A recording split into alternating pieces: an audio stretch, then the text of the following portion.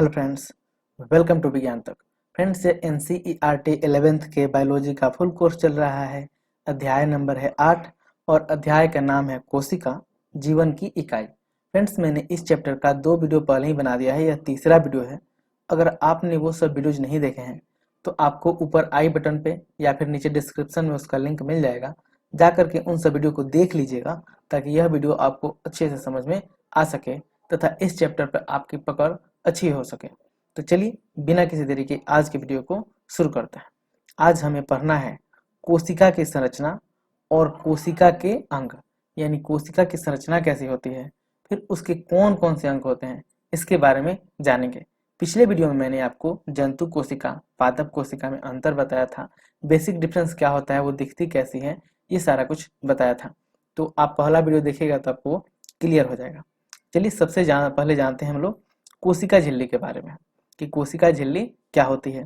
तो जैसा कि मैंने आपको फिगर में दिखाया, यहाँ पे देखिए ये जो दिखाई दे रही है चारों तरफ, कोशिकांग के चारों तरफ है, ये यही कोशिका झिल्ली है।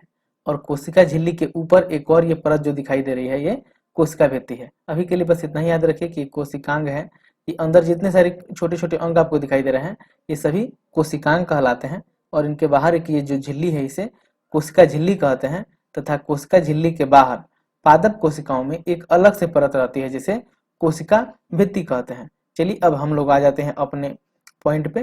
वर्ष 1950 के इलेक्ट्रॉन सूक्ष्मदर्शी की खोज के बाद कोशिका झिल्ली की विस्तृत संरचना का ज्ञान संभव हो सका है। फ्रेंड्स, पहले जो सूक्ष्मदर्शी थे वो उतने अच्छे नहीं थे, उतने ज्यादा जूम नहीं कर पाते थे, उतने ज्यादा विकसित नहीं किए थे। लेकिन जब 1950 में इलेक्ट्रॉन सूक्ष्मदर्शी का आविष्कार हुआ, उसके बाद से कोशिका के छोटे छोटे कोशिकांग को भी और उसकी विस्तृत संरचना को भी देखना आसान हो गया। अध्ययनों के बाद इस बात की पुष्टि हुई कि कोशिका झिल्ली मुख्यतः लिपिड व प्रोटीन की बनी होती है। यहाँ पे आपको ध्यान देने वाली बात है कि कोशिका झिल्ली किसकी बनी होती है, तो ये लिपिड व प्रोटीन की बनी होती है। इसमें मुख्य लिपिड फास्फोलिपिड होते हैं जो 2 सतहों में व्यवस्थित होते हैं। लिपिड झिल्ली के अंदर व्यवस्थित होते हैं जिनका ध्रुवीय सिरा बाहर की ओर व जलभीरु पुंज सिरा अंदर की ओर होता है। जैसे आप यहाँ फिगर में देखिए, आपको यहाँ पे देखिए फास्फोलिपिड दिखाई दे रहे हैं, जो 2 सतहों में होते हैं वो फास्फोलिपिड यहाँ पे आपको दिखाई दे रहे हैं। ये ऐसा होता है फास्फोलिपिड, प्लस ये देखिए प्रोटीन है। तो कोशिका झिल्ली होती है, ये कोशिका झिल्ली का चित्र है। जो कोशिका झिल्ली किसकी बनी होती है, तो मुख्य रूप से ये फास्फोलिपिड तथा प्रोटीन की बनी होती है। तो आप देख सकते हैं यहाँ पे ये प्रोटीन है और इसमें फास्फोलिपिड है। अब जानते हैं कि कोशिका भित्ति क्या होती है। तो जैसे मैंने आपको वहां पे बताया कि कोशिका झिल्ली के बाहर एक अतिरिक्त संरचना होती है जो सुरक्षा प्रदान करती है। चलिए देख लेते हैं और डिटेल में। तो कोशिका भित्ति कवक व पौधों की जीव द्रव्य झिल्ली के बाहर पाए जाने वाले दृढ़ निर्जीव आवरण को कोशिका भित्ति कहते हैं। यानी कोशिका झिल्ली के बाहर एक अलग से आवरण होता है जिसे हम लोग कोशिका भित्ति कहते हैं। और वो कैसा होता है, तो दृढ़ होता है, दृढ़ निर्जीव आवरण होता है। यानी ये दृढ़ होता है, मजबूत होता है, प्लस निर्जीव होता है। आप ये भी याद रखिएगा कि कोशिका में कौन से अंग है जो, या कौन सा अंग है जो निर्जीव होता है, तो वहां पे आपको याद रखना ये क्या है, कोशिका भित्ति होती है। कोशिका भित्ति कोशिकाओं को केवल यांत्रिक हानियां और संक्रमण से ही नहीं बचाता है, बल्कि यह कोशिकाओं के बीच आपसी संपर्क बनाए रखने तथा अवांछनीय बृहद अणुओं के लिए अवरोध पैदा करता है। तो इसका काम क्या है, एक तो इसका मेन फायदा है कि ये यांत्रिक हानि है या फिर संक्रमण है, तो इस कोशिकाओं को संक्रमण से या फिर किसी यांत्रिक हानि से बचाता है। इसके अलावा यह भी ये काम करता है कि कोशिकाओं के बीच में जो आपसी संपर्क है उसको ये बनाए रहने में सहायता करता है। साथ ही किसी मतलब बृहद या करें बड़े अणु के लिए अंदर घुसने से या बाहर निकलने से, यानी बृहद अणुओं के लिए ये अवरोध पैदा करता है। जैसे सेलुलोज की कोशिका भित्ति जो शैवाल की कोशिका भित्ति होती है वो काइटिन की बनी होती है। यहाँ पे थोड़ी सी कंफ्यूजन है, यहाँ पे सेलुलोज दिया है, लेकिन याद रखिएगा जो शैवाल की कोशिका भित्ति होती है वो किसकी बनी होती है, तो काइटिन की बनी होती है। जो पादप की कोशिका भित्ति होती है वो सेलुलोज की बनी होती है, यहाँ पे याद रखिएगा। ठीक है, मतलब ये दोनों तरह का हो सकता है, काइटिन का भी हो सकता है और सेलुलोज का भी हो सकता है। ठीक है, और कुछ पौधों में यह हेमी सेलुलोज का भी होता है। तो आपको याद रखना है कि जो शैवाल में कोशिका भित्ति होती है वो काइटिन की होती है, जबकि जो पादपों में होती है, पौधों में होती है, वो सेलुलोज की कोशिका भित्ति होती है।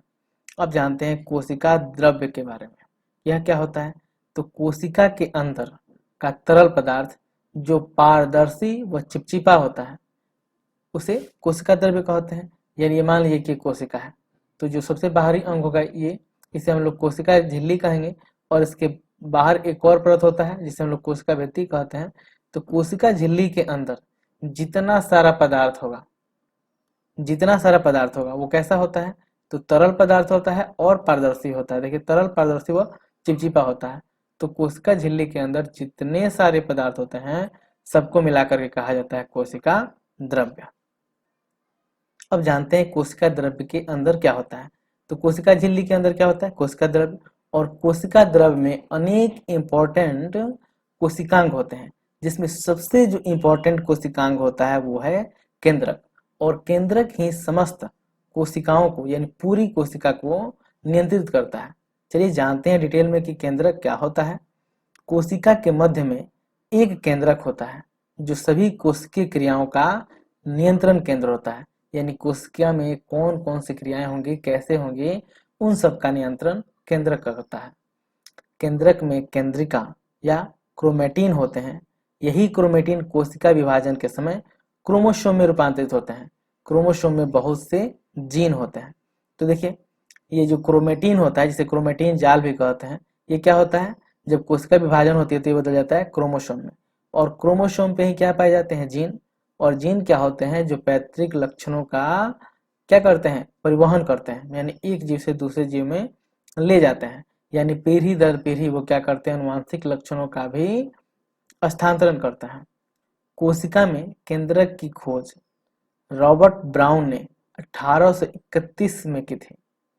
ये आपको याद रखना है कि केंद्रक की खोज कब हुई? तो 1821 में हुई थी। ठीक है, केंद्रक के अंदर गाढ़ा अर्ध तरल द्रव्य भरा रहता है।